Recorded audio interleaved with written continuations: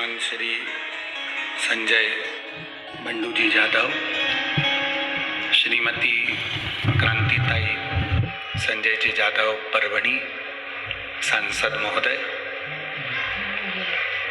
श्री अभिजीत आंबा पाटिल, श्रीमती सुमित्रा अभिजीत पाटिल पंढरपुर, श्री दिनेश गणपति जी काबरा परिवार एरंडोल, स्वर्गीय हनुमान प्रसाद तिवारी जी, स्वर्गीय त्रिवेणी बाई तिवारी जी की स्मृति में कारंजा से तिवारी परिवार, शिवशंकर राव साहब बिराजदार पुणे से, स्वर्गीय हीरा जी पाटिल जी की स्मृति में छाया निम्बा जी पाटिल द्वारा नेपानगर से, शशिकांत अरविंद श्रीवास्तव बंटी जी कायस्थ साकरी से, स्वर्गीय राजेंद्र परदेशी जी की स्मृति में सविता जी द्वारा अक्कलकोट महाराष्ट्र से यजमान पद ग्रहण किए हैं। इन सभी यजमानों के लिए एक बार जोरदार ताली बजाकर स्वागत अभिनंदन।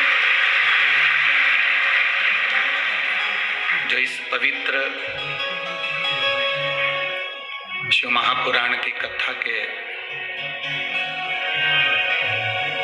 यजमान बनकर हरिविठ्ठल की पवित्र भूमि पर विराजमान होकर इस पवित्र कथा का लाभ ले रहे हैं।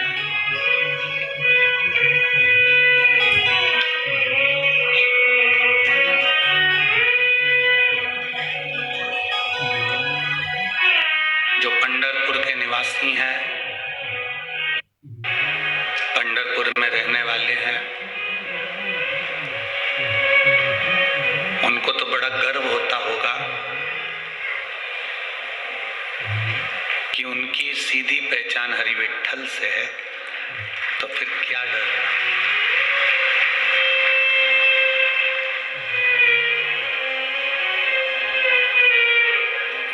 अच्छा ये बताओ कि राष्ट्रपति से आपकी पहचान हो जाए, फिर जल मंत्री, वन मंत्री, पीडब्ल्यूडी मंत्री, विद्युत विभाग के मंत्री, इनसे तुम्हें क्या करना? कोई मतलब रहेगा क्या? बोलो तो जरा पंढरपुर वालों, रहेगा मतलब? नहीं, क्योंकि तुम्हारी पहचान राष्ट्रपति से है, तो तुम्हें इन सब विभाग वालों से कोई मतलब नहीं कि कौन विभाग वाला तुमको सम्मान दे रहा है कि नहीं दे रहा।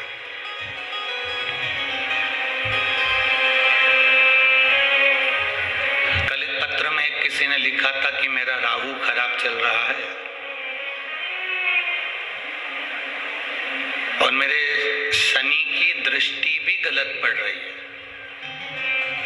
मैं पंडित जी को बताई, ज्योतिष आचार्य को मैंने पत्रिका दिखाई, तो उन्होंने मुझे बताया कि तेरा शनि भी खराब है, तेरा राहु भी खराब है। अब मैं क्या करूं?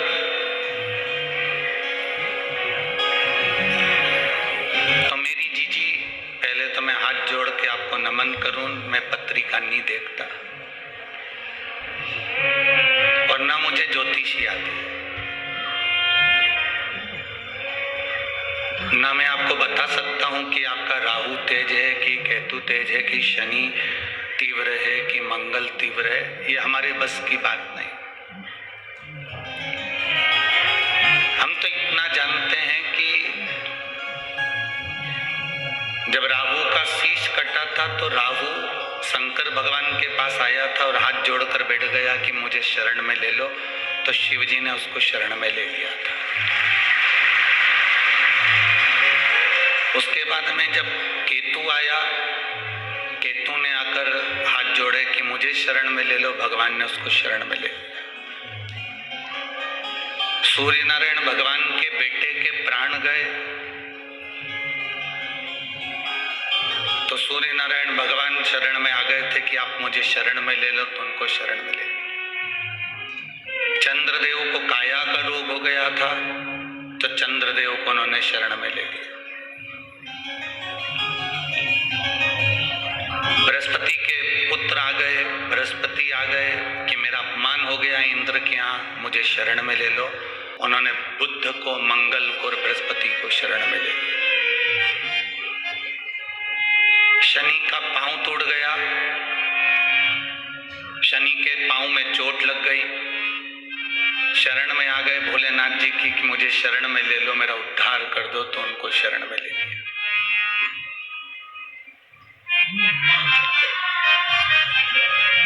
अब एक शिव में चंद्र भी है, मंगल भी है, राहु भी है, केतु भी है, शनि भी है, सब शिव में है।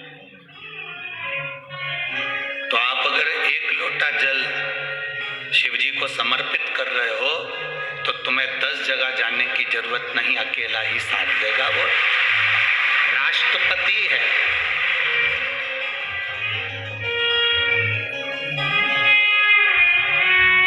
अब तुम कहो कि मैं मंगल के लिए कौन सी पूजन करूं, शनि के लिए कौन सी पूजन करूं, केतु के लिए कौन सी पूजन करूं, या मैं कौन कौन सी पूजन धारण करूं, तो ये तुम्हारी बुद्धि और विवेक का फल है। आप तो केवल देवाधिदेव महादेव को एक लोटा जल समर्पित करो, भगवान शिव की भक्ति करो।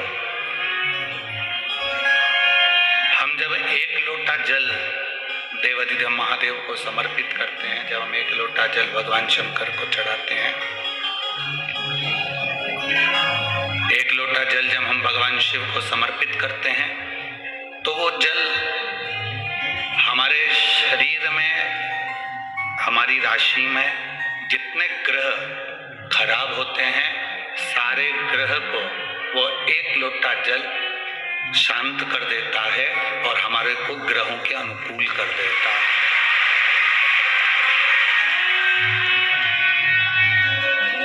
केवल एक लोटा जल। अब उसमें हमें ना तो विडंबना में पढ़ना है, ना हमें कहीं पढ़ना। वो एक लोटा जल हमारी सारी समस्या का हल है। हंसने वाले हंसेंगे, कहने वाले कहेंगे, ताना देने वाले ताना देंगे, बोलने वाले बोलेंगे, वो बोलने दो।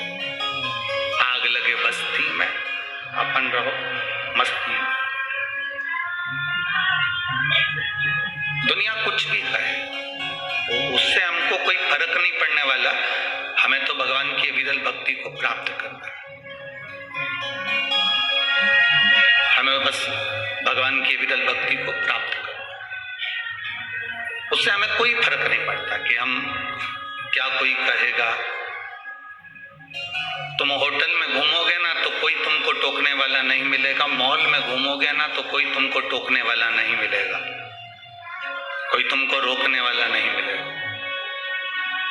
दुनिया के लोग सबसे ज्यादा रोकते टोकते हैं तो केवल सत्संग में जाने से रोकते टोकते हैं, मंदिर जाने से रोकते टोकते हैं, भगवान का भजन करने से रोकते टोकते हैं।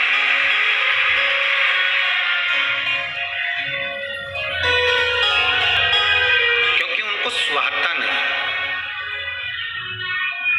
हाँ, मेरी पंढरपुर की जीजियों और मेरे जीजाओं, मेरी माताओं, मेरी बहनों, मेरी बेटियों, मेरे बेटाओं, एक निवेदन जरूर करेंगे। संसार में जन्म लेने वाले व्यक्ति का सबका दुख अलग अलग है और सबका सुख अलग अलग है। सबका दुख भी अलग है और सबका सुख भी अलग है। आधार कार्ड बनवाया आप लोगों ने? जम के तो बोलो। आधार कार्ड बनाने में सबसे जरूरी 2 चीजें होती हैं, बाकी की किसी चीज की जरूरत नहीं होती। 2 चीजें आधार कार्ड में सबसे जरूरी है। पहले नंबर पर है तुम्हारा फिंगर,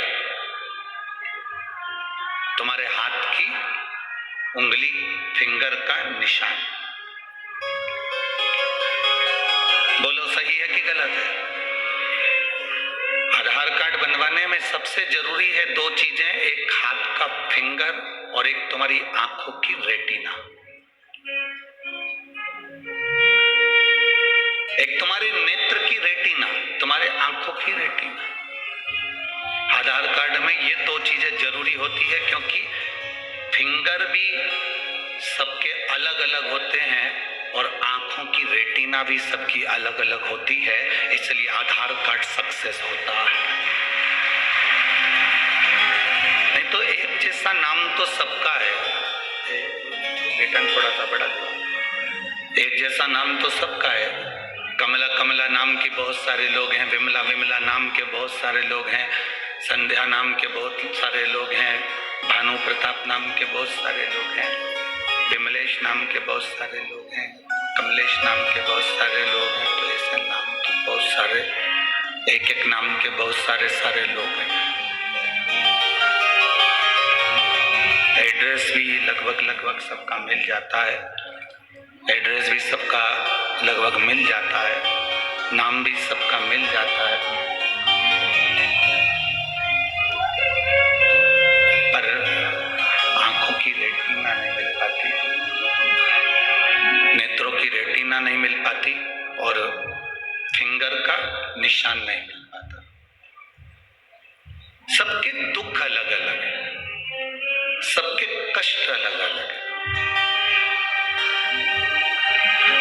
एक जैसा दुख किसी का नहीं है, एक जैसा कष्ट किसी का नहीं। अब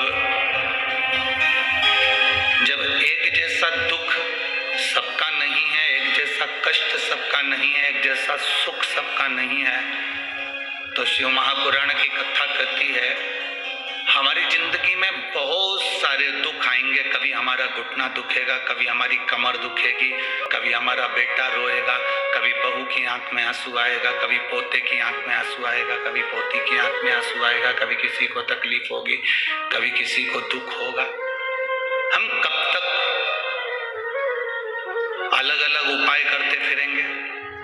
हम कब तक अलग अलग चीजों के लिए भगवान के पास जाते रहेंगे? हम कब तक अलग अलग बातों को परमात्मा के सामने कहते रहेंगे? तो उसका एक साधन बताया, सारी समस्या का हल एक लोटा जल। उसका एक साधन है कि आप शिव के मंदिर में जाओ और एक लोटा जल शिव को समर्पित करो। आप भगवान के मंदिर में पहुंचकर भगवान को एक लोटा जल समर्पित करो, भगवान शंकर से प्रार्थना करो, अपने मन की बात देवाधिदेव महादेव से कहो। जब आप अपने दिल की बात, अपने हृदय की बात, अपने मन की बात जब भगवान शिव से जाकर कहोगे, अपने मन की बात जब बाबा देवाधिदेव महादेव से कहोगे, तो उसका एक आनंद दूसरा ही होगा। एक विश्वास को बढ़ाना,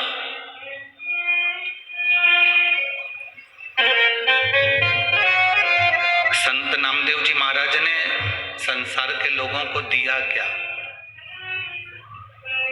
संत नामदेव जी महाराज ने संसार के लोगों को क्या दिया? संत नामदेव जी महाराज ने संसार के लोगों को विश्वास दिया कि मैं जब विश्वास के बल पर महादेव के मंदिर का दरवाजा बदल सकता हूं, तो विश्वास के बल पर परमात्मा भी पृथ्वी पर आ सकता है। एक भरोसा, एक दृढ़ता, एक विश्वास, ये हमारे भीतर होना चाहिए। और जब तक हमारे भीतर विश्वास नहीं होता, हमारे भीतर दृढ़ता नहीं होती, भरोसा नहीं होता, हमारी दृढ़ता, हमारा विश्वास दृढ़ ही नहीं होता, तब तक परमात्मा मिलता नहीं।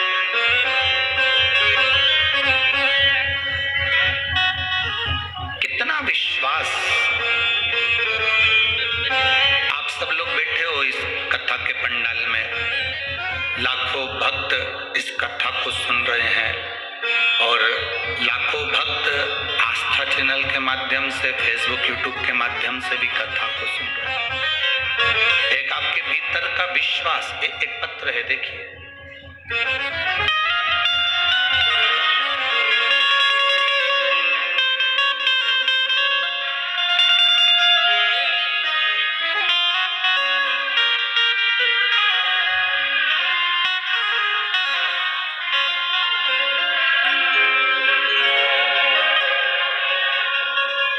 गोरी शेखर खाड़गे, पत्र लिखने वाले आप हैं, पुणे कात्रज। मेरा मोबाइल नंबर ये है, जिनने लिखा है अगर वो बैठे हों तो अपना हाथ खड़े होकर हिला सकते हैं। आप ही ने लिखा, एक बार वापिस आते हैं। श्री शिवाय नमस्तुभ्यम, गौरी शंकर खाड़गे। मोबाइल नंबर मेरा ये है, पुणे कात्रज से। गुरुदेव, लॉकडाउन के समय पर इतनी तकलीफ रही, जॉब चली गई थी, सर्विस नहीं थी। कई लोग, कई महाराज लोग भी हमसे कहते हैं क्या शंकर जी पे जल चढ़ाने से या शिव जी का कोई उपाय करने से कुछ मिल सकता है। हम महाराजों के नाम तो नहीं लेंगे, पर उनका भी विश्वास शिव पर नहीं था। हमको बार बार टोकते थे कि आज शंकर को जल चढ़ाने से या शिव की पूजन करने से ऐसा हो सकता है, पर विश्वास दृढ़ होता है तो बाबा सुनता है। नौकरी चली गई थी, खाने पीने के भी तकलीफें जब आने लगी, केवल एक बार शिव महापुराण की कथा टीवी के सामने बैठकर सुनी और बाबा से विश्वास रखकर, भरोसा रखकर प्रार्थना करा, तो खुद मेरा कोई लेटर नहीं था, केवल एक फोन आया और मुझे ज्वाइनिंग मिल गई और मेरी नौकरी वापिस लग गई। गुरुदेव, मेरी बेटी जो शंकर जी को मानती नहीं थी, पर शिव जी में उसकी रुचि बढ़ी, वो नीट का एग्जाम दे रही थी, निकल नहीं पा रही थी। बेटी ने कहा, माँ मैं नीट का एग्जाम दे रही हूँ, क्या भोलेनाथ मुझे पास करेंगे। मैंने बेटी से कहा, वो सीहोर वाला महाराज कहता है कि मेहनत पूरी करो, कर्म पूरा करो, अपनी मेहनत में कोई कमी मत करो, तो भोलेनाथ साथ जरूर देता है। तू परीक्षा की तैयारी कर, बेलपत्री में शहद लगाकर शिव जी को चढ़ा और फिर एग्जाम देने के लिए जा। मेरी बेटी ने खूब मेहनत करी, गुरुदेव जैसा आप कहते हो उसी अनुसार, पर बेलपत्री में शहद लगाकर मेरी बेटी गई, वापिस लौट कर आई, उसका रिजल्ट आया तो पहली लिस्ट में उसका कोई नाम नहीं आया। जब पहली लिस्ट में नाम नहीं आया, मेरी बेटी उदास हो गई। उसने कहा, माँ भोलेनाथ सुनते नहीं है। मैंने कहा, नहीं, शिव की कथा कहती है कि सुनता है। दूसरी लिस्ट आई, उसमें भी मेरी बेटी का कोई रिजल्ट नहीं आया, नाम नहीं आया। मेरी बेटी तीसरी लिस्ट का इंतजार करती रही और तीसरी लिस्ट जब आई, तब मेरी बेटी प्रसन्न होकर कहती है, माँ मैं नीट के एग्जाम में पास हो गई और मेरे बाबा ने मेरी लाज रखी। गुरुदेव, मैं तो आखिरी में बस यही कहना चाहती हूँ कि लुटा दिया भंडार काशी वाले ने और कर दिया माला माल काशी वाले ने। शिव सुनता है। बैठो बहन, श्री शिवाय, शिव सुनता है। केवल आपका भरोसा दृढ़ रहना चाहिए, आपका विश्वास डोलना नहीं चाहिए।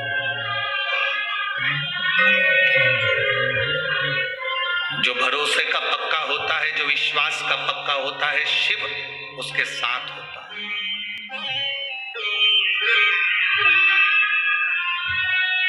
आपका भरोसा कितना पक्का है, आपका विश्वास कितना दृढ़ है। जितना जितना विश्वास दृढ़ होता है, उतना उतना शिव आपके करीब में होता है। जैसे उस माँ ने अपनी बेटी से कहा, पहला रिजल्ट नहीं आया, कोई बात नहीं, तो शिव के मंदिर जाना मत छोड़, शंकर को एक लोटा जल चढ़ाना मत छोड़। आप कितने विश्वास लेकर बैठे हो शिव महापुराण की कथा में कि मेरा बाबा सुनेगा।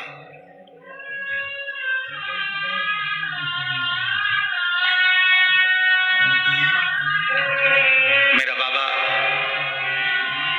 सुनता भी है, करता भी है, और कब वो कृपा कर जाता है ये दुनिया के लोगों को मालूम नहीं पड़ पाता कि कब उसने करुणा कर। उसको दया सागर कहते हैं, करुणा सागर कहते हैं। कैसी करुणा करता है, कब करुणा करता है, वो मालूम नहीं पड़ने देता।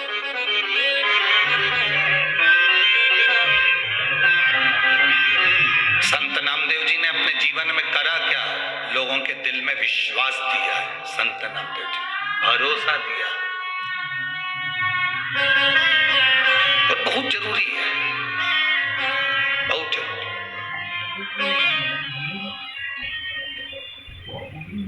जब तक विश्वास दृढ़ नहीं होता, जब तक भरोसा पक्का नहीं होता, तब तक परमात्मा सामने आता भी नहीं। राधा जी गोलोक धाम से चंद्रभागा नदी के तट पर आई और चंद्रभागा जी से उन्होंने पूछा कि गंगा तुम्हारे दरवाजे पर झाड़ू क्यों लगा रही? चंद्रभागा जी ने एक शब्द भी नहीं कहा। राधा जी को हाथ जोड़कर चंद्रभागा जी ने कहा, बस मैं नहीं जानती पर इतना जानती हूं कि गंगा आती है, बुआरी लगाती है, झाड़ू लगाती है। चंद्रभागा कहती है, इस पंढरपुर में गंगा जी आकर अगर झाड़ू लगा रही है तो ये उत्तर तो स्वयं गंगा ही दे सकती है।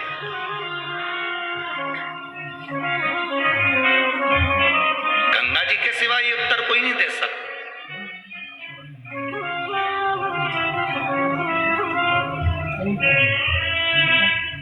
हम जजमान परिवार से कहें, चाहे वो सांसद महोदय संजय जी जाधव जी हों, चाहे वो अभिजीत जी पाटिल जी हों, चाहे वो काबरा परिवार हो, चाहे तिवारी परिवार हो, चाहे कायस्थ परिवार हो, इन सब से कहना चाहेंगे, आपको अगर बाबा ने यजमान पद पंढरपुर का दिया है तो ये आपकी पुण्य नहीं, आपके माता पिता ने कोई पुण्य पूर्वज में करे होंगे तो उनकी पुण्याई तुम्हारे सामने, ये उनकी पुण्याई है। पैसा डॉक्टर कह देगा ना तुमसे कि ये जांच कराओ, तुम 50,000 रुपए निकाल के जांच करा लो, बोलो सही है कि गलत है? कराना पड़ेगी। इतना डर जाता है व्यक्ति की वो जांच कराना पड़े। डॉक्टर ने कहा है तुम्हें ये पैसा यहाँ लगाना पड़ेगा, ये जांच और कराओ, 10,000 की जांच करवाना पड़ेगी, चाहे उधार लाओ, कर्जा करो और जांच कराओ।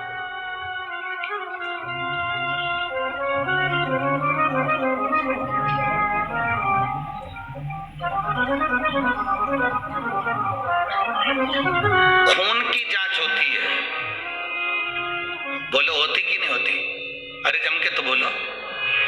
खून की जांच होती है, हार्ट की जांच होती है, ब्लड प्रेशर की जांच होती है, हर चीज की, आंखों की जांच होती है, कानों की जांच होती है, बीपी की जांच होती है, शुगर की जांच होती है, हर चीज की जांच होती है।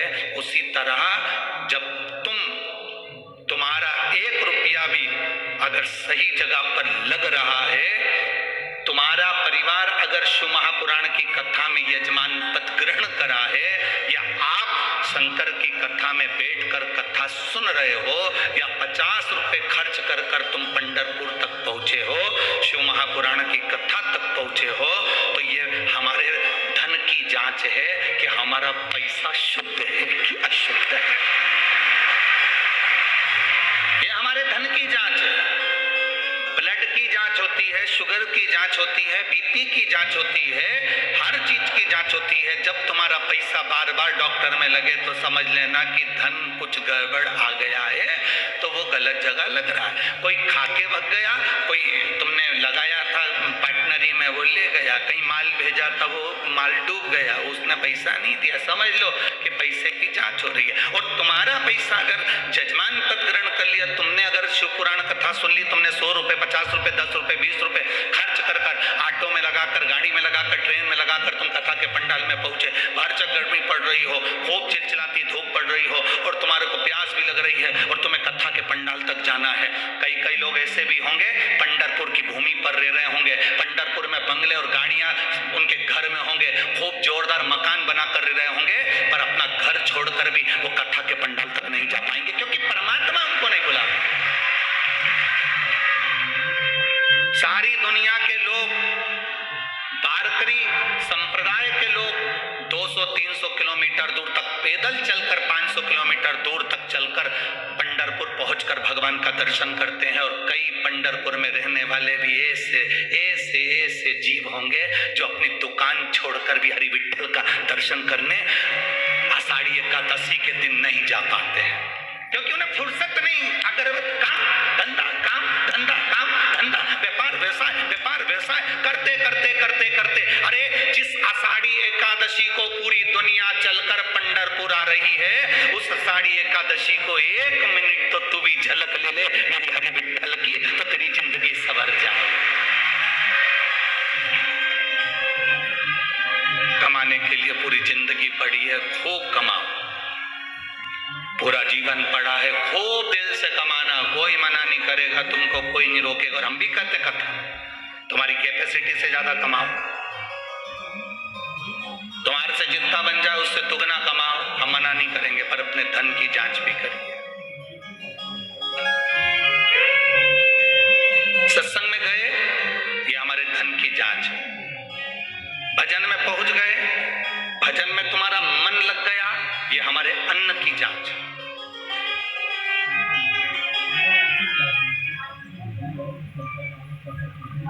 यहां सांसद महोदय बैठे हैं,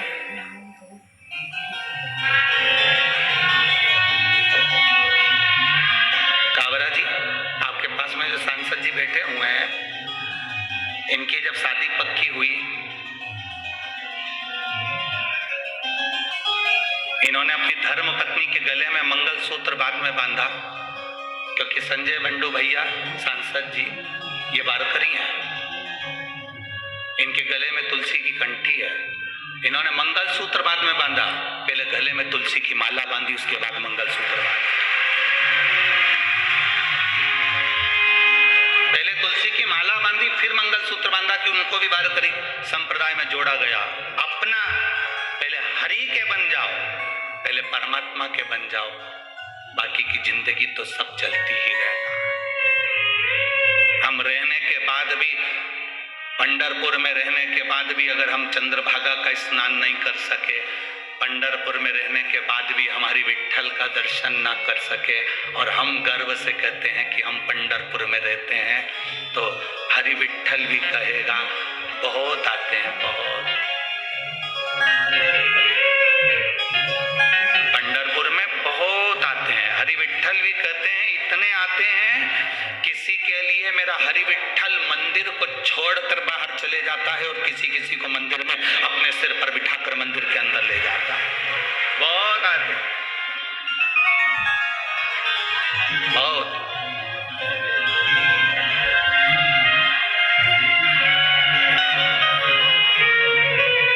आप सब जितने भी भक्त लोग पंढरपुर की कथा में आए हैं, ये लाखों की संख्या में पहुंचे हैं, अपने अपने घर जाकर नजर उतरवा लेना, तुम्हारे ऊपर बाबा की बड़ी कृपा है जो तुम इस पवित्र भूमि तक पहुंचे हो, इस पवित्र भूमि तक पहुंचे हो। कई ऐसे होंगे उलझ गए, एक बार लोग शिव महापुराण के ट्रैफिक में उलझ जाते हैं। आप में से कई लोग होंगे ट्रैफिक में उलझे कि नहीं उलझे अभी तक? अरे बोलो तो जम के तो बोलो जरा। अब यहां से मतलब मत रखो कि कथा के ट्रैफिक में मतलब, तुम तो मुंबई चले जाओ, पुणे चले जाओ, बड़े शहर में चले जाओ, तुम्हारे नगर में चले जाओ, तुम कहीं जा रहे हो वहां चले जाओ, जब तुम ट्रैफिक में उलझ जाते हो तो तुम्हारा चेहरा कैसा रहता है?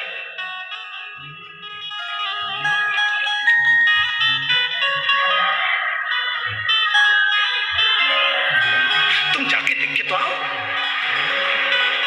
आधा घंटा हो गया, जाओ जल्दी जाओ। फिर वो गया, उसको भी गुस्सा, अरे आगे बढ़ाना, तेरी गाड़ी बीच में लेके खड़ा हुआ है। जब व्यक्ति ट्रैफिक में उलझता है तो उसको क्रोध आता, बोलो आता है कि नहीं आता? जब व्यक्ति ट्रैफिक में उलझता है तो उसके मुंह से अपशब्द निकलता है, बोलो निकलता है कि निकलता? जब व्यक्ति ट्रैफिक में उलझता है तो वो डिप्रेशन में आ जाता है, अब कब खुलेगा, आधा घंटा तो हो गया, पहुंचना था मुझे इतनी बजे और इतना बज रहा है, जल्दी क्या करूं मैं, अब इधर भी गाड़ी, सामने भी गाड़ी, पीछे भी गाड़ी, करूं क्या, इतना उलझा पड़ा। ट्रैफिक में उलझा था, फिर धीरे से ट्रैफिक खुला, धीरे से खुला, तेरी गाड़ी आगे बढ़ी, तब तेरे चेहरे पे स्माइल आई, प्रसन्नता। और फिर जब धीरे धीरे पूरा रास्ता खुल गया, फिर हवा भी लगी गाड़ी की और फिर टेप चालू करा, विठ्ठल विठ्ठल विठ्ठल। फिर टेप चालू करा गाड़ी का और भजन में अब मन लगा और रास्ता क्लियर, और क्लियर करते करते करते करते फिर अपनी मंजिल तक पहुंच गए। ये केवल ट्रैफिक की कथा नहीं है, ये अपनी कथा है। संसार के ट्रैफिक में अपन सब उलझे हुए हैं, थोड़ा इंतजार करना, ट्रैफिक क्लियर जरूर होगा, उलझने हटेगी जरूर, ये निश्चित है। कितना भी ट्रैफिक लगाओ, कितना भी ट्रैफिक जाम हो, क्लियर होने में थोड़ा समय लग सकता है, धीरे धीरे क्लियर होगा, तुम्हारे चेहरे पर प्रसन्नता जरूर आएगी। उसी तरह संसार में कितना भी दुख आ जाए, कितनी भी तकलीफें आ जाए, कितना भी कष्ट आ जाए, घबराना मत, ट्रैफिक क्लियर जरूर होगा, निश्चित।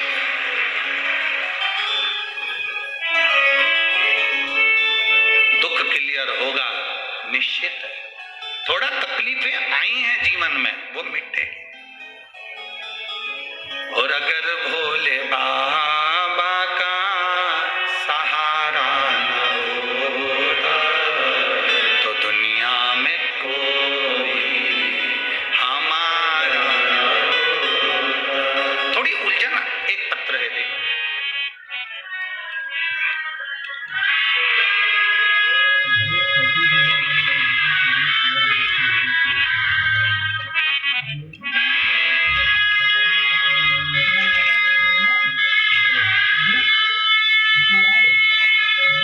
रंजना राजेश बंदमवार, नांदेड़ जिला, धोंगरा। तुम समझ गए क्या? बस अपना काम हो गया, तुम्ही को तो समझना है, बाकी की तो सब जानने दो। मैं सो रंजना राजेश बंदमवार, नांदेड़ जिला, धोंगरा का। ठीक है, कहीं बैठी हैं, हाथ हिला सकती हैं, कहीं बैठे आप ही हैं, ऐसे हाथ हिला दो एक बार। श्री शिवाय नमस्तुभ्यं, प्रणाम। गुरुदेव, मेरा बेटा जो कि यूपीएससी की तैयारी करता है, अपने शरीर की समस्या की वजह से धीरे धीरे डिप्रेशन में चला गया था। हमने हर डॉक्टर के पास जाकर उसे दिखाया, उसका इलाज करवाया, केवल अपने नगर में ही नहीं, बड़ी बड़ी शहर में ले जाकर उसका इलाज करवाया। सारे लोग बहुत परेशान हो गए, हताश हो गए, किसी के समझ में नहीं आ रहा था कि अब क्या करें, इतना डिप्रेशन में वो पहुंच गया था। और इन दिनों में मेरी बड़ी बहन घर में आई थी, तो उसे मैंने अपनी सारी परेशानी बताई, तो उसने मुझे बताया कि सीहोर के प्रदीप मिश्रा कथा करते हैं, तो कथा सुन। उसमें एक लोटा जल सारी समस्या का हल बताते हैं। शिव महापुराण की कथा सुनना प्रारंभ करा, तभी से मैं शिव जी को एक लोटा जल अर्पित करने लगी, मैं शिव जी को जल चढ़ाने लगी। गुरुदेव, पिछले 6 महीने से शिव जी की आराधना में पूरे मन से कर रही हूँ, और बाबा की कृपा का मैं क्या गुणगान करूँ गुरुदेव, बाबा बाबा है। मेरे रिश्तेदार से मैंने रुद्राक्ष मंगवाया, तांबे के कलश में गलाकर शिव जी को चढ़ाकर वो जल देना प्रारंभ करा। उसी बीच में मेरे चाचा जी की तबीयत खराब हो गई, उनको भी मैंने रुद्राक्ष का जल दिया और उनका स्वास्थ्य ठीक हुआ। मैं निवेदन करना चाहूंगी गुरुदेव, बाबा की करुणा किसको कहते हैं?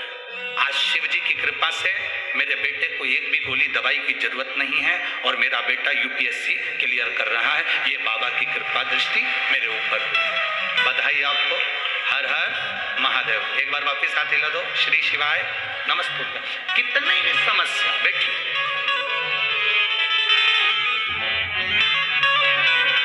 उलझनों में गिरा हुआ व्यक्ति है, डिप्रेशन अर्थात ट्रैफिक का जाम है, ट्रैफिक जाम है तो क्लियर भी होगा। थोड़ी समस्या ज्यादा है तो उसका हल भी होगा। कि अगर भोले बाबा का सहारा न हो तो दुनिया में कोई हमारा।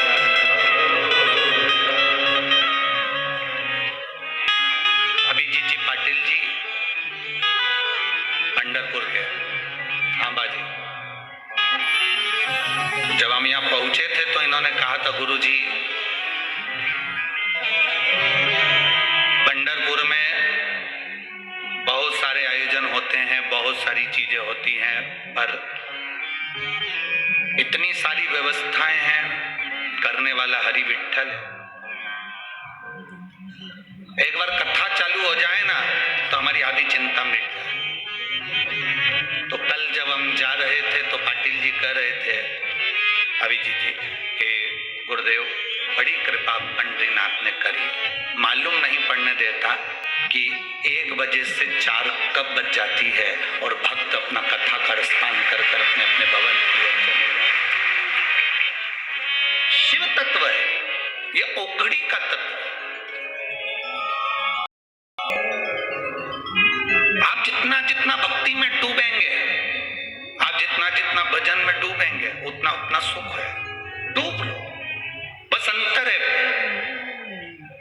पानी में डूबने वाला मर जाता है और शिव महापुराण में डूबने वाला तर जाता है। दोनों में अंतर है।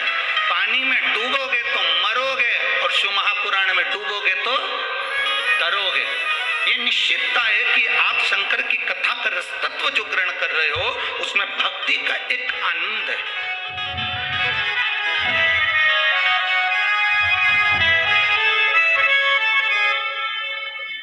ट्रैफिक कितना भी जाम हो, दुख कितना भी हो, कष्ट कितना भी हो, रोग कितना भी हो, बीमारी कितनी भी हो, तकलीफ कितनी भी हो,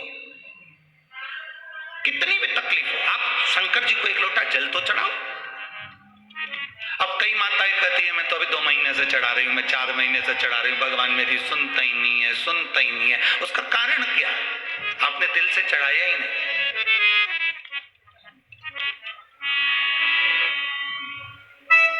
दो तरह का भोजन बनता है।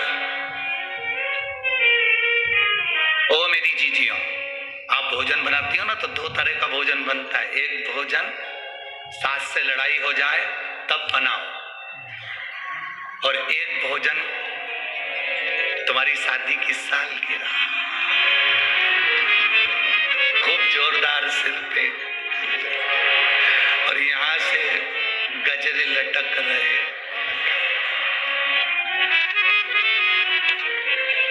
भेरू तो सो ही रिया है और तुम जगदम्बा ऐसी तैयार और पेंसिल से फिर लाइन खींच के डब्बा भर के और जो तैयार हो गया और चाय लेके तुम फिर सर के पास पहुंची, गुड मॉर्निंग, आज अपनी शादी की सालगिरह। पति तकिए से टिका, आज ही कई वो दिन था, आज ही का दिन था जिस दिन मेरी मती मारी गई थी, आज ही का दिन था। अब वो फिर भी वो प्रसन्न में और भोजन बना रही है। एक सास से लड़ाई हुई तब भोजन बनाया, और लड़ाई में जो भोजन बना उसका स्वाद तुम खाके देख लेना, कहीं मिर्ची तेज, कहीं नमक तेज, कहीं कुछ कहीं कुछ। और जिस दिन उस दिन का भोजन करके देखना, क्या जोरदार भोजन, क्या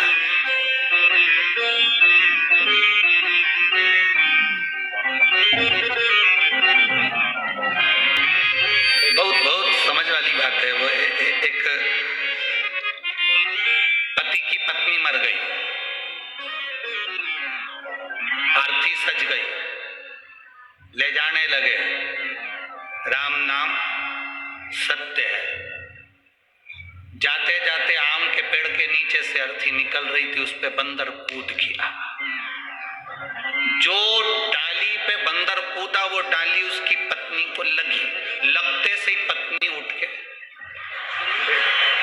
लगते से पत्नी उठ के बैठी,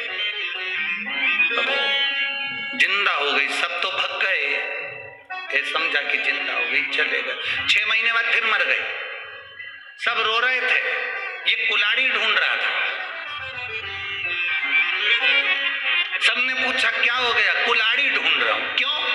पत्नी मर चुकी है, रो और उनको लेके चलो। नहीं, पहले आम का पेड़ कटवाओ, फिर लेके जाऊंगा, ऐसे जाऊंगा ही नहीं।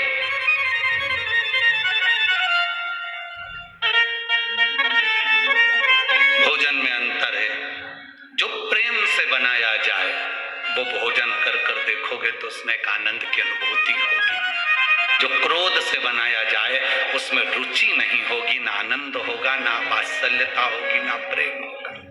उसी तरह पशुपति व्रत करने वाले भी दो तरह से व्रत करते हैं, एक भाव से करते हैं, एक हमको कुछ चाहिए तो करते हैं। एक भाव से कि भगवान का मैं व्रत करूंगी और मेरा विश्वास कहता है कि मेरा बाबा सुनेगा। एक पत्र है, देखिए।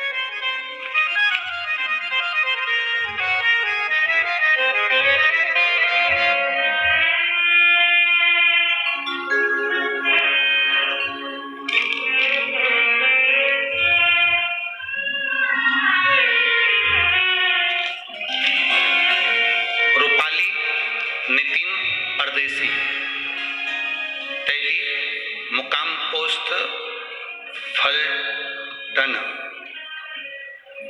जिला सतारा, मोबाइल नंबर ये है। कहीं बैठी हैं आप ही हैं? दोनों हाथ हिला दो एक बार। श्री शिवाय नमस्तुभ्यम, प्रणाम।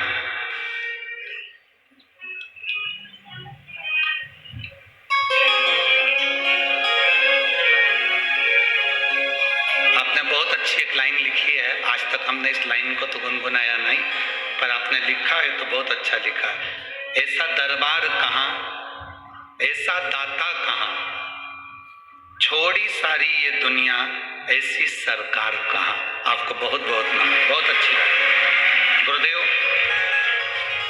मैं बाबा का क्या वर्णन करूं, एक लोटे जल का महत्व बताती हूं। गुरुदेव, मेरी सब पीड़ा बाबा ने मिटा दी। 25 साल से रजो धर्म की तकलीफ थी, इतनी पीड़ा पेट में होती थी कि मेरे से दर्द सहन नहीं होता था। सारे डॉक्टरों का इलाज करवाया, दवा ली, पर आराम नहीं लगा। 23 साल निकल गए, फिर अचानक दर्द इतना बढ़ गया कि मेरे पति ने मुझे पूना के कमांड अस्पताल में दिखाया। वहां सोनोग्राफी करवाई और डॉक्टर ने जब देखा तो बताया कि बच्चेदानी में 2 गठाने हो गई।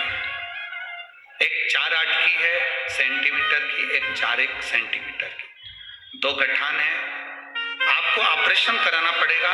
हमने कहा ठीक है, सब जांचें करवा लो, और वापस आ गए। मुझे मेरी ननंद ने कहा कि टीवी पर कथा आती है, आस्था चैनल पर सियोर वाला महाराज कथा करता है शिव पुराण की, वो आप सुनो। हमने कथा सुनना प्रारंभ करा। पहले हम शिव मंदिर नहीं जाते थे, तब हमने 1 लोटा जल चढ़ाना प्रारंभ करा। मेरी ननंद ने बोला कि तू कर, वो सियोर वाला महाराज बताता वैसा कर, मेरा विश्वास कहता है कि तेरे पेट में आराम लगेगा और गांठ में भी आराम हो जाएगा।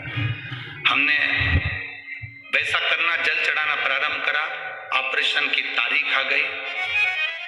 15 जून को ऑपरेशन था और 12 जून को हमें एडमिट होना था। छत्रपति संभाजी नगर में आपकी कथा होने वाली थी। मेरी ननंद ने मुझे वहां पे कथा के पंडाल में आने के लिए कहा। मैंने 7 जून की कथा सुनी और बाबा से पंडाल में बैठ के प्रार्थना करी कि मेरा ऑपरेशन नहीं हो बाबा, मेरी पेट में जो गांठें हैं वो गल जाए, ऐसी कृपा करना।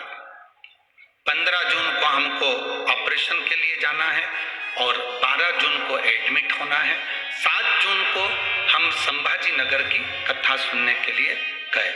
8 जून को हम वहीं से संभाजी नगर से निकलकर सीधे सीहोर पहुंच गए और वहां से रुद्राक्ष लेकर बाबा का दर्शन कर हम 10 जून को आ गए। 11 जून को घर पहुंचे। 12 जून को हम फिर रुद्राक्ष का जल चढ़ाकर उसको पीकर हॉस्पिटल के लिए निकल गए। जैसे ही हम हॉस्पिटल में गए, 13 जून के दिन हॉस्पिटल में जब पहुंचे तो हमारी जांचें प्रारंभ हो गई और डॉक्टर ने कहा तुम्हारे पेट में इन्फेक्शन ज्यादा है, इतना ज्यादा इन्फेक्शन है इसलिए तुम्हारा ऑपरेशन नहीं होगा। ऑपरेशन टल गया, ऑपरेशन नहीं होगा। हमने डॉक्टर से कहा पेट में दर्द ज्यादा है, तकलीफ ज्यादा है। गठाने हो सकता है बढ़ जाए, आप ऑपरेशन कर दीजिए। डॉक्टर ने कहा इतने इन्फेक्शन में हम ऑपरेशन नहीं कर सकते। हम बाबा को नमन कर कर वहां से वापिस आ गए। शिवजी पे चढ़ा हुआ जल पीना प्रारंभ करा। गुरुदेव, आप कहते हो पंडाल में बैठकर कथा सुनने का क्या लाभ होता है? 7 जून की कथा सुनी और आज बाबा के दरबार में बैठकर मैं नमन कर कर कहती हूँ, जैसे ही जांच कराई तो मेरी सारी रिपोर्ट नॉर्मल आई और अब मेरा शरीर ठीक है। मैं बाबा को नमन करती। बैठिए बहन, श्री शिवाय नमस्तुभ्यम। बैठिए। शिव तत्व की प्राप्ति है।